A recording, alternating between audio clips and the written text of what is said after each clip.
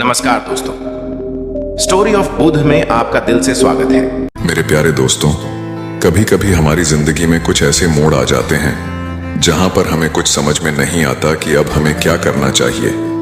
मुसीबतों का कोई हल नजर नहीं आता, हर काम हमें मुश्किल नजर आने लगता है, हम अपनी जिंदगी से हारने लगते हैं। ऐसे माहौल में कभी कभी इंसान गलत कदम भी उठा लेता है और पाप कर बैठता है जिसका पछतावा फिर उसे पूरी जिंदगी भर रहता है। फिर वह इंसान अपने आप को पापी मानने लग जाता है। उसको लगता है कि उसने बहुत से बुरे काम किए हैं। लेकिन गौतम बुद्ध की इस कहानी को सुनने के बाद, उनके द्वारा बताई गई बातों को जान लेने के बाद, आप भी खुद को पापी नहीं समझेंगे और आपको यह पता चल जाएगा कि आप अपने बुरे कर्मों को नष्ट कैसे कर सकते हैं और अपने पापों से मुक्ति कैसे पा सकते हैं। इन सभी सवालों का उत्तर आपको इस कहानी में मिलने वाला है। यह गौतम बुद्ध के जीवन की एक सच्ची घटना है। एक दिन बुद्ध श्रावस्ती के ही एक गांव में भिक्षाटन के लिए पहुंचते हैं। जब बुद्ध गांव में प्रवेश करते हैं तो देखते हैं कि पूरे गांव में सन्नाटा छाया हुआ है। दूर दूर तक कोई व्यक्ति नजर नहीं आ रहा था। बुद्ध उस गांव के पहले द्वार पर जाते हैं और कहते हैं कि भिक्षाम देहि, परंतु भीतर से बाहर कोई नहीं आता। बुद्ध दूसरे द्वार पर जाते हैं और कहते हैं कि भिक्षाम देहि, परंतु कोई दरवाजा नहीं खोलता है। बुद्ध तीसरे द्वार पर जाते हैं, परंतु उस द्वार से भी कोई व्यक्ति बाहर नहीं आता।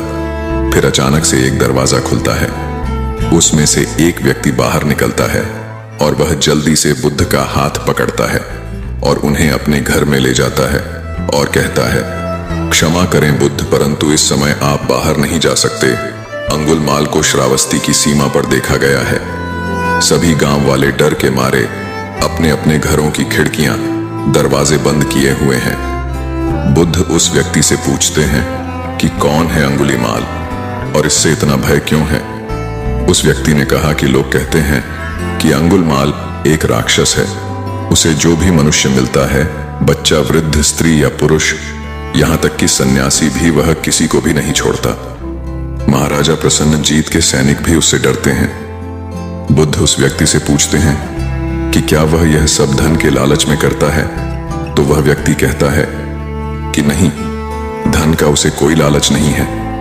वह जब भी किसी मनुष्य को मारता है तो उसकी उंगली काटकर अपने गले की माला बना लेता है, इसलिए उसका नाम अंगुलीमाल पड़ गया। और मैंने यह भी सुना है कि जब उसके गले की माला में 100 उंगलियां पूरी हो जाएंगी तो उसकी विनाशक शक्तियां और ज्यादा बढ़ जाएंगी। बुद्ध कहते हैं कि आभार आपका जो आपने मुझे उसके बारे में बताया। फिर वह व्यक्ति बुद्ध से कहता है कि हे बुद्ध, कृपा कर आप बाहर न जाएं, क्योंकि वह आप पर भी वार कर सकता है।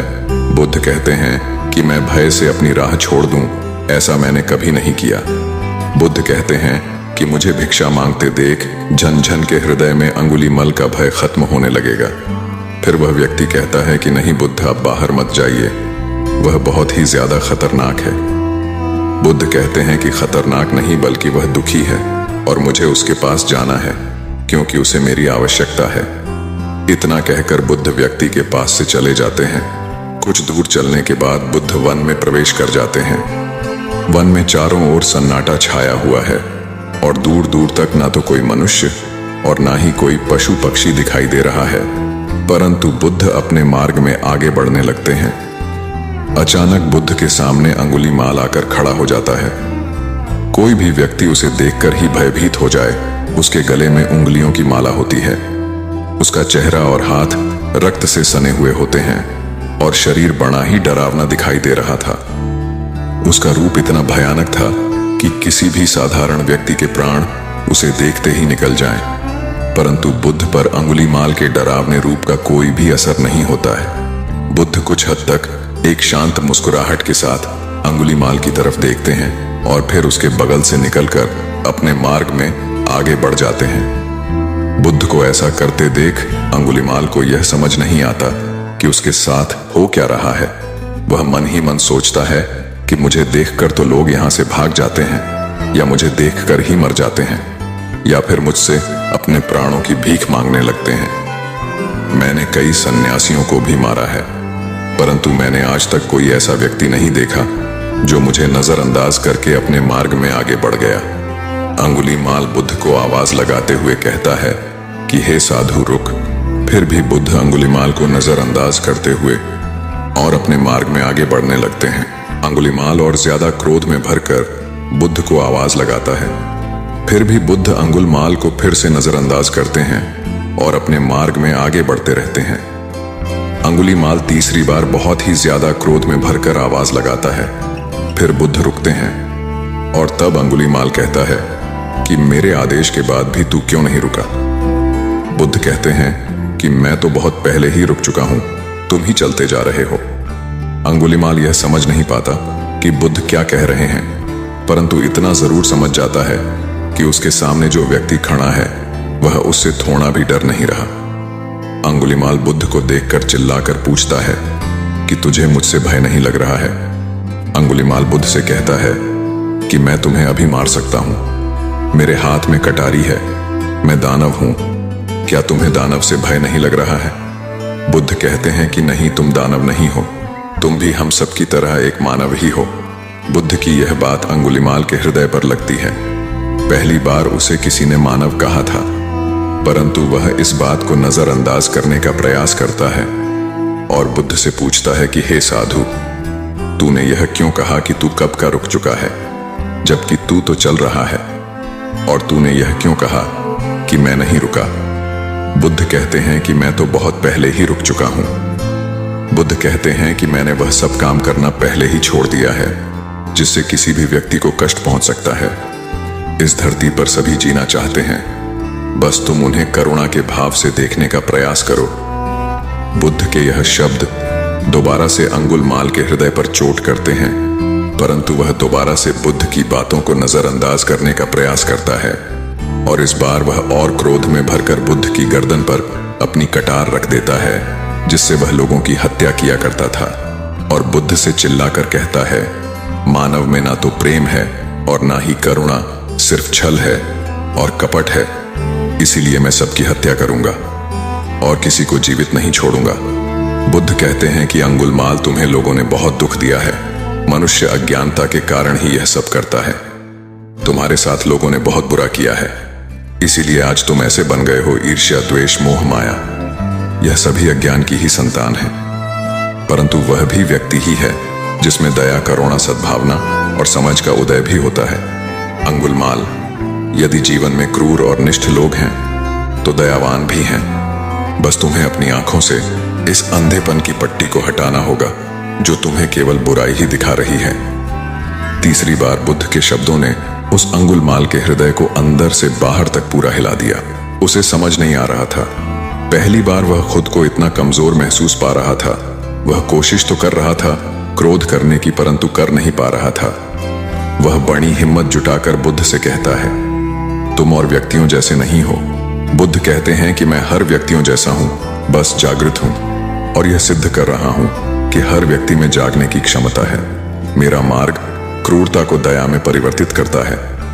अंगुलीमाल, तुम अनजाने में इस बुरे पथ पर हो, बस इस क्षण रुक जाओ। तुम्हारे भीतर भी एक क्षमता है कि तुम भी दया और करुणा के पथ पर चल सकते हो। इतना सुनते ही अंगुलीमाल के हाथ से कटारी जमीन पर गिर जाती है और उसकी आंखों से आंसू बहने लगते हैं। भला कोई कब तक बुद्ध को अनदेखा करेगा। अंगुलीमाल रोता हुआ बुद्ध से पूछता है, क्या आप वही हैं जिन्हें लोग बुद्ध कहते हैं, जो लोगों को मुक्ति के मार्ग पर चलना सिखाते हैं? फिर बुद्ध कहते हैं कि हाँ, मैं वही हूं और तुम्हें भी मुक्त के मार्ग पर ले जाना चाहता हूं। फिर अंगुलीमाल बुद्ध से कहता है कि मैं तो बहुत दूर निकल आया हूं, मैंने बहुत हत्याएं की है, मैंने बहुतों की जान ली है और बहुत पाप किया है। मैं चाहकर भी वापस नहीं लौट सकता और मेरा वापस लौटना असंभव है। बुद्ध कहते हैं कि संभव कुछ भी नहीं है, जब जागो तभी सवेरा। अंगुलीमाल कहता है कि मैं अपना जीवन मुक्त की ओर नहीं मोड़ सकता, अब बहुत देर हो चुकी है। बुद्ध कहते हैं कि अंगुलीमाल, तुम में इतनी चेतना है कि तुम जानते हो कि जो तुमने अब तक किया है वह बुरा था। इसका अर्थ यह है कि तुम जानते हो कि क्या अच्छा है और क्या बुरा है। अंगुलीमाल, जिस दिन से तुमने अच्छा कार्य करना शुरू कर दिया, उसी दिन से तुम्हारे जीवन में एक नए सवेरे का उदय हो जाएगा। फिर अंगुलीमाल कहता है कि मैं कितने भी अच्छे कार्य क्यों ना कर लूं, परंतु लोग मुझे उसी दृष्टि से ही देखेंगे और मुझे चैन से नहीं जीने देंगे। बुद्ध कहते हैं कि अंगुलमाल, यदि तुमने हिंसा का मार्ग छोड़ा तो मैं तुम्हें मुक्ति और करुणा का मार्ग दिखाऊंगा और तुम्हारा संरक्षण भी करूंगा और तुम्हें लोगों से बचाऊंगा भी। तुम्हें कोई कुछ नहीं कर पाएगा, बस पहला कदम तुम्हें ही उठाना होगा। अंगुलीमाल पूछता है कि क्या यह हो सकता है? बुद्ध कहते हैं कि अवश्य हो सकता है। बुद्ध कहते हैं कि अंगुलमाल, तुम में असीम बुद्धि है, तुम परम सत्य के पथ पर बहुत आगे जाओगे। अंगुलमाल रोते हुए बुद्ध के चरणों में गिर पड़ता है और कहता है, मैं आपको वचन देता हूं कि मैं सारे बुरे कर्म करना छोड़ दूंगा और आपके पीछे करुणा के पथ पर चलना सीखूंगा। कृपा करके आप मुझे अपना शिष्य बना लीजिए। बुद्ध कहते हैं कि मैं किसी को अपना शिष्य नहीं बनाता, व्यक्ति स्वयं मेरे संग में सम्मिलित होता है। अंगुलमाल उसी समय बुद्ध का भी इच्छुक बन जाता है। बुद्ध का भिक्षु बनने के बाद उसका नाम अहिंसक पड़ जाता है। फिर बुद्ध ने जैसा उसका नाम रखा था वह ठीक वैसा ही बन जाता है। जब अहिंसक प्रथम बार अन्य भिक्षुओं के साथ एक गांव में भिक्षाटन के लिए जाता है तो गांव के कुछ लोग उसे बदला लेने के लिए उसे लाठी डंडों से पीटने लगते हैं। जब यह बात बुद्ध को पता चली तो तुरंत उसे बचाने के लिए उसके पास पहुंच जाते हैं। बुद्ध को देखकर गांव वाले डंडे और पत्थर मारना बंद कर देते हैं। सभी गांव वाले बुद्ध से कहते हैं, बुद्ध, आप क्यों इस हत्यारे अंगुलीमाल की रक्षा कर रहे हैं? इसने ना जाने कितने लोगों की जानें ली हुई हैं। इस पर बुद्ध कहते हैं कि अब यह अंगुलमाल नहीं है, बल्कि इसका नाम अब अहिंसक है। अब यह आपकी तरह ही एक मानव है। वे गांव वाले कहते हैं कि ऐसा आदमी कभी नहीं बदल सकता। बुद्ध कहते हैं कि यह बदल चुका है, बस आप सब लोग इसे अपनी पुरानी दृष्टि से देख रहे हैं। बुद्ध गांव वाले से कहते हैं कि यदि यह अंगुलमाल होता तो क्या आप में से किसी में इतनी हिम्मत होती, इतना साहस होता कि अंगुलमाल को कोई छू सके? आप लोगों का हर बार यह सहता रहा, और क्या इसने आप पर कभी पलट कर वार किया? क्या यह परिवर्तन आपको नहीं दिख रहा है? आप लोगों के द्वारा मार खाने के बाद भी इसकी आंखों में आपके प्रति कोई क्रोध नहीं है। क्या यह बदलाव आपको नहीं दिख रहा है? यह तो बदल गया, परंतु आप सब कब बदलेंगे? इतने में ही उन गांव वालों में से एक स्त्री कहती है, यह परिवर्तन मैंने स्वयं देखा है। वह स्त्री गांव वालों से कहती है कि आप में से ऐसा कौन है जो दूसरों के दुख में दुखी हो, दूसरों की पीड़ा सहन ना हो तो उसे हर प्रकार की सहायता प्रदान करें। 2 दिन पहले एक व्यापारी अपनी पत्नी को लेकर जा रहा था और उसकी पत्नी प्रसव पीड़ा से बहुत ही व्याकुल थी। तब मैं पास से ही गुजर रही थी, इसलिए मैं भी दौड़ी दौड़ी गई। उस स्त्री की पीड़ा बढ़ती जा रही थी।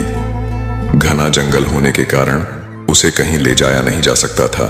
तभी यह भिक्षु वहां पहुंचता है और उसने मुझसे पूछा कि क्या हुआ बहन?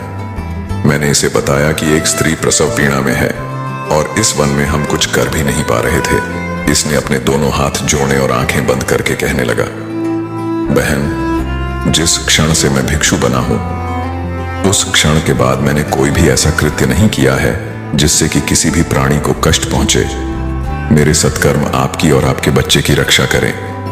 इतना कहते ही उस स्त्री ने अपने बच्चे को जन्म दे दिया। फिर बुद्ध कहते हैं कि जो दूसरों के दुख से दुखी होने वाला यह व्यक्ति अहिंसक कैसे किसी को नुकसान पहुंचा सकता है?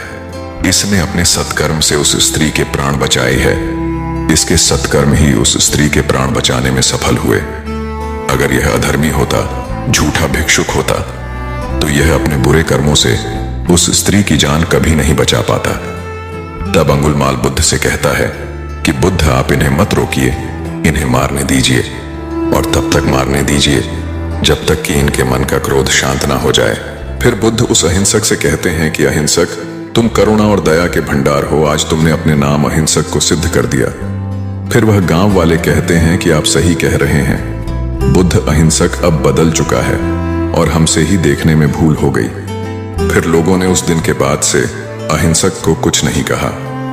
दोस्तों, लोग सोचते हैं कि उन्होंने अपने जीवन में बहुत सारे गलत काम किए हैं और अपने गलत कर्मों को सुधारने के लिए कोई और विकल्प नहीं बचा है।